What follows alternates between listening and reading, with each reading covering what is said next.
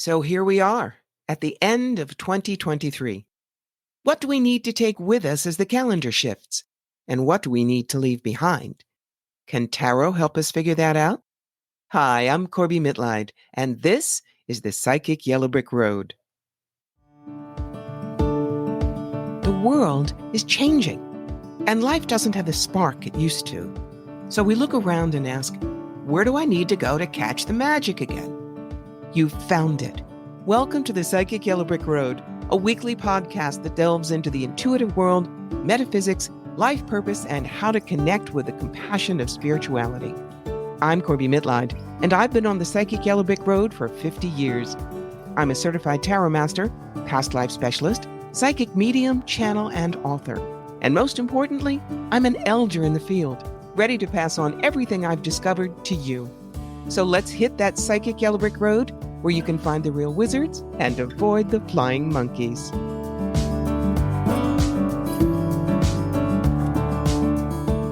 Three ways tarot can predict your best life in 2024. What a world. We've never been so out of our elements. Most of our usual distractions or ways to center ourselves went out the window in 2020. And now we're recognizing that the world of 2019 is forever gone. 2023 has seen war, climate catastrophes, political chaos, and a lot of more personal stuff close to home if your life is anything like mine, and I bet it is. So, what happens if you sit with a pack of tarot cards and a ton of questions about what's ahead? Can a card spread help you figure out your future in such a crazy time? It can, if you just remember three things. 1. You don't need to be a professional to do your own readings. 2. Your own intuition and self-knowing are two of the most powerful tools you have to move forward in an uncertain world.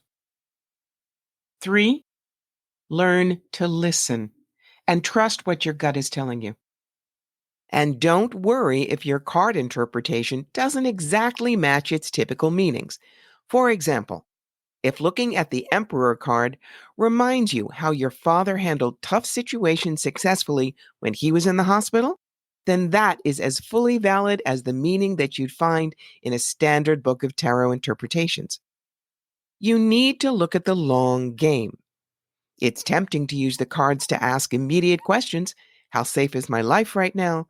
Will I be able to see my family this month, or will someone have COVID or flu or RSV? Is my job stable? But that keeps you stuck in the stress section of your life. If you want to view your best life after this year's sojourn in Crazy World, start thinking about what you'd like to have in it for 2024. Perhaps the cards can indicate priorities. A, got to get it back. B, worth looking at. Or C, it's no longer who you are or are willing to be. They can indicate where and in what form your best life will be 1, 3, or even 5 years down the line. Or they can look at how you will have grown during this time of unknown adventures. You see, yes or no never works. Always ask how. Empowerment is your big ticket item. If you ask, will my career still be viable, and you get a no, then what happens? Especially if it's something you love. Better to ask the cards something like, how do I either continue my current career or morph it into something viable in the future? Then the cards can give you ideas, directions, and places to put your energy that you might not have considered without their colorful archetypal input. So I decided I would do that for all of you, my listeners, this week. Here's what I asked for you, and here's what I got. First question. What lessons do we need to take from 2023? Now, what happened was two cards stuck together and got pulled together. And when that happens, I always read them as a pair. The two cards were the Seven of Cups and the Ten of Swords. The Seven of Cups shows a young boy looking at 7 cups suspended in the air, and each one has a different symbol, from riches to glory to deceit to death. And his job is to decide which one holds his truest dreams. He needs to make a choice, but has to do it thoughtfully, carefully, and deliberately. And that Ten of Swords card, That shows a man dead on the shore, sword sticking out of him like skewers. I often say that card means there's no more blood to bleed, just get up and walk away. In this case, it talks about forced change, the dramatic end of a cycle, giving up on lost causes.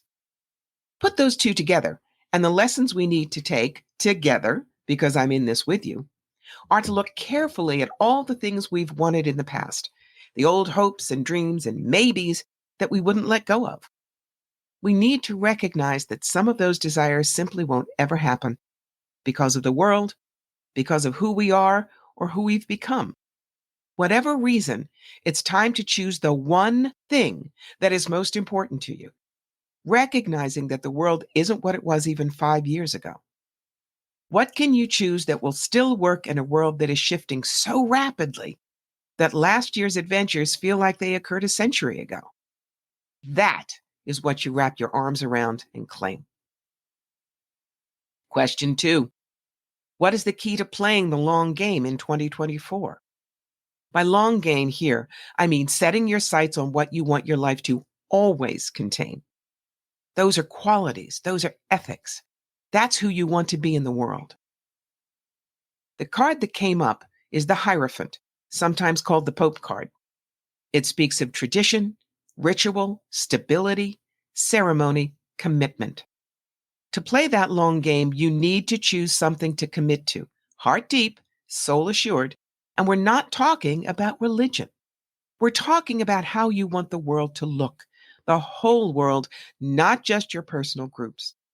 What you want to give to the world. To know that when you look back from the celestial balcony after you shed this particular incarnation, you'll be able to see this shining energy and say, that was me. That was what I did to make the world a better place.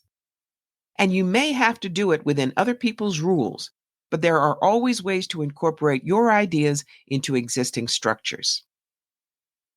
Question 3. No matter how rough things get, what will remind me that I'm loved? Without some form of love in our life, it's shallow. It's a cardboard existence. But love isn't necessarily a family or a partner or even friends. It's source energy. The card I chose for us this time is the Hermit. Now, I read him a little differently than most because he appears to me as Diogenes, a Greek philosopher who walked around with a lit lantern day and night, claiming to always be looking for an honest man. For me, that card is about the ultimate truth of who we are, of what we want to find. And I will tell you that the light Diogenes carries is not only about truth, but light itself. His light was never extinguished, and yours won't be either. The light that is within all of us is the light of spirit and creation, and it can never be extinguished, no matter how dark the world may appear around us. So, I want you to pull out those cards you had in high school, or maybe order a deck online, and familiarize yourself with new ways of thinking and a novel way of doing a little deep dish research into who you'll be when the new year dawns. This is Corbie Mitleid, and I wish you blessings, resilience, and a good sense of humor for 2024 from the Psychic Yellow Brick Road. I've been guiding friends and clients since 1973. I love showing you opportunities and how to grab them, where the tough stuff is and how to get through it, and handing you your toolbox through tarot and oracle cards, past life exploration, spirit guides and angelic conferences, and mediumship. My website, CorbieMitleid.com, is full of articles, blogs, where to find me for live appearances, and where to listen to me as I guest on other podcasts. There's a full menu of readings, from short burning questions all the way up to the jewel in the crown, my soul plan readings, which are based on the work I did with Robert Schwartz. Whether it's general questions about your life in practical terms, romance readings, business consultations, discovering your sentence of passion, or digging into that single challenge that has run through your life, you can find the appointment that's right for you. You know, your opinion matters a lot. So if you enjoy this, take a few minutes to leave a review. Word of mouth is key with podcasts, so share it with others. And if you really want to help make the magic happen, go find me at patreon.com. there's a tier called I Believe in You. And for just a couple of dollars a month, you can be an official roadie and help all the things I do. The podcasts, the books, the classes, the videos, keep on coming. This has been Corbie Mitleid. And until next time, keep those ruby slippers polished, and I'll meet you on the psychic yellow brick road.